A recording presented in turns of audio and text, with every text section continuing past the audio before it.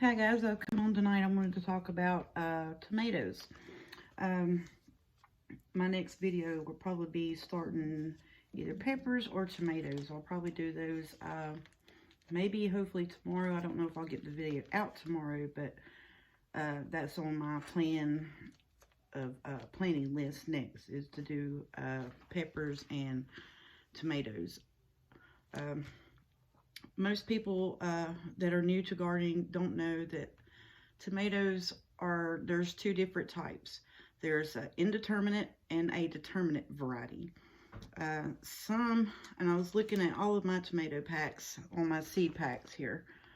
So like on the back, see, even though it shows that you can put it in a pot, and I know that's probably glaring like crazy. Okay, there we go. If you'll look right here, it'll focus. It'll say that it is a determinate variety right here. And excuse my fingers, even though I don't like getting dirty, I got dirty today planting some herbs and planting up some things from a green stalk. Okay, this variety also says that it can be planted in a container. But then on the back, it says right here that is indeterminate. So what that means is a determinate type of tomato grows to a certain height, puts on a certain fruit set, and it goes on to live its life in heaven in the garden with Jesus.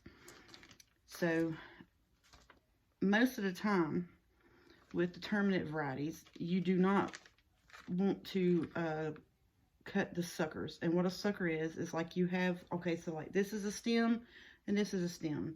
A sucker will grow out right here, and that will be the sucker. So if you would want, you could cut this and take this and put it in the ground, and then it would start growing leaves and suckers, and it would be a plant all in itself, and it would put on fruit set.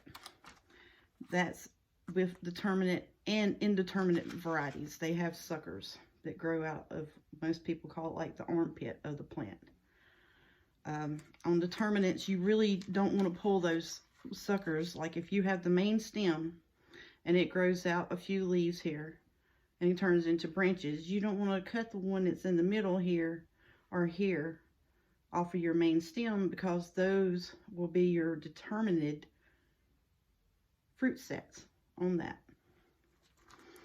So the majority of determinate varieties, you know, they don't grow very tall. They don't vine a lot.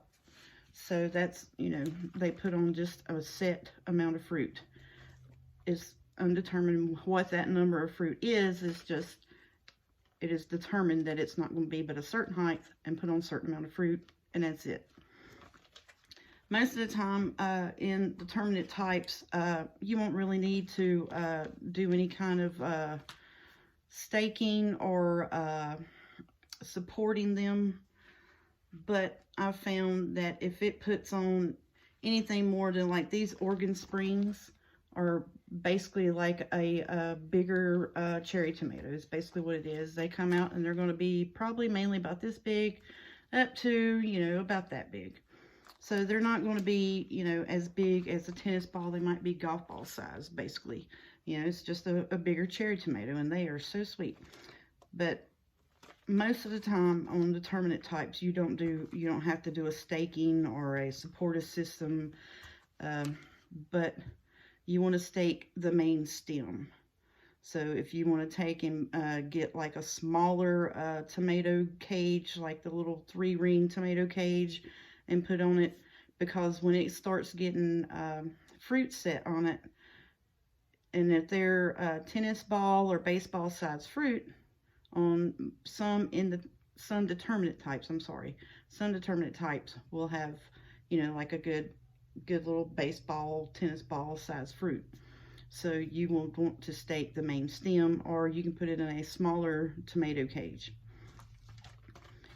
Okay, so indeterminate types are the big, viney, you know, they just grow all the vines and all the arms. And, you know, a lot of people, when it starts off the main vine, it has a stem coming out, another stem.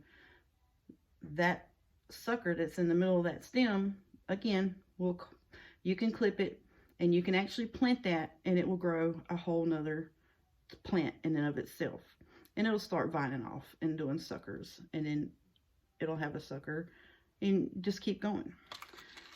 So indeterminate types are, you have to do a lot of staking and a lot of support for indeterminate types, because they just put on vines and vines and vines. And indeterminate means that it just grows until frost kills it or disease takes it out.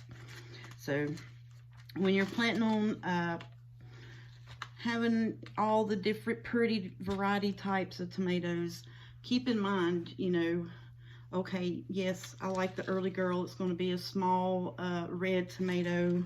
I want, some beefsteaks, for slicing. I want some Romas, for sauce.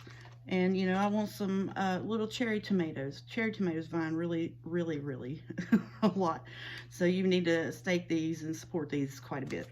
And then, like I said, early girl is like a tennis softball type. Beefsteaks will get, some beefsteak varieties get upwards to 1 pound to 2 pounds. So you're going to need to stake those. So when you're deciding on what tomatoes to grow, and I'm guilty of it too, all of us gardeners are, anybody that goes and buys seeds or goes to the plant sale or anything like that, you're just like, oh, I want this, oh, I want that, oh, look, it's going to be so pretty, look at the picture of this, I got to have this, I got to have that. Or, you hear it talked about on YouTube, for a matter of fact, or you see it, in the seed catalog, just whatever. You have to take in the fact of your space, for one. Are you going to be able to stake this tomato and hold it up so that it does put on fruit set so you can eat all the fruit? So keep in mind when you're doing your seed starting, how much room you have in your garden from the start. If you plan on expanding your garden, that's fine, but also keep in mind, when I expand my garden, am I going to be able to stake these tomatoes up? So most of the time what you want to do is take the space that you have when you first start seed starting, and if you plan on adding a couple of beds, like this year I plan on adding a few beds. Probably nothing major, because I have degenerative disc, if I haven't said that before, so my back goes out quite a bit, and some days I wake up, I'm not able to walk. It's just, if I'm able to go, I go. If I'm not, I'm not. I'm just down for the count. It's just basically the way it is. So I always try to keep that in mind when I go to the store and I'm looking at all these gorgeous tomatoes. It's like, I'll just look that picture at. It would be so pretty if all the different colors in the garden just be so pretty. But then I take into account, one, I'm mainly doing this by myself, yes. Two, I have a bad back, and most days, if I plan on doing something outside and make a plan to do it outside, I wind up getting caught into work. So, with that being said, make sure that you are aware of determinate and indeterminate tomatoes. And if you are not sure and it does not say on the back of your pack, sometimes it will say vigorous vining. It doesn't actually say determinate or indeterminate. And so you can take the name tomato, yellow pear, and type it into Google, and it'll pull up and it will tell you, all the aspects of that tomato, how to grow it, how tall it gets, will it need to be staked, is it very vining, type things like that. So if, like I said, if it doesn't say on your back, make sure you try to Google or do a plant search, and make sure that you have support for your vining tomatoes.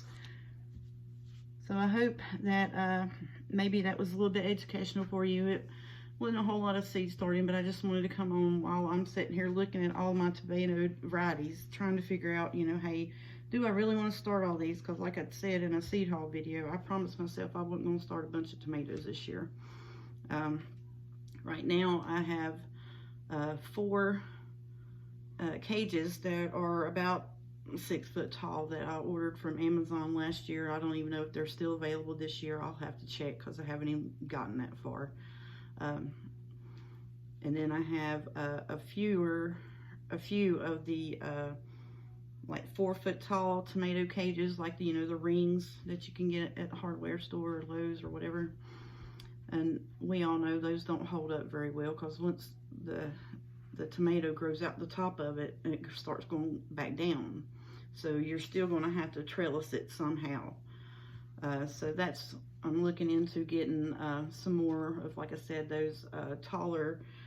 It's kind of like a dome, and it has rings all the way around it, and it's 6 foot tall, and that worked really, really well last year. So I'm hoping I can find that again on Amazon. If I do, I will try my best to put it in a link. I've not figured that part out of YouTube yet, so I am so sorry. That if you're looking for anything that I have mentioned or talked about to be linked in the description, I'm working on that part. All right, guys, thanks for coming home with me tonight, and good luck on deciding what tomatoes to grow. Have a good night.